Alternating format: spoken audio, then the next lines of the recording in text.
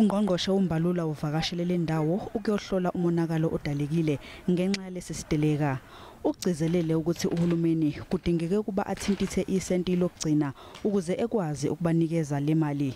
Ube esenxusa abashayeli bamatekisi ukuthi balinde izingxoxo azoba nazo nezinhlangano zamatekisi ngaphambi kokuba bathathe isinyathelo kulolu daba.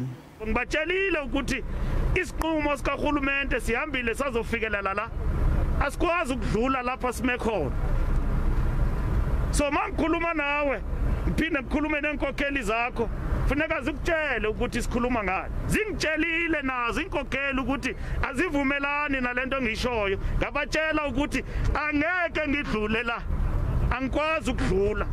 Abashayeli bamatekisi kubathukuthelise kakhulu ukuthi uMbalula uthe ayisekho eminye imibuzo azoyiphendula malungana nalolu daba. Kwabe uyinyathele emsileni. Now, who tshwanetse re kry 5,000 for 3 months re laisa batho hore ba isa mmerekong. What about the drivers? What about the rona di owner ba lo re rekile dikoloi ro patela ka eng? Emva kwalokho kudingeke ukuba akhishwe izikhulu zamaphoyisa.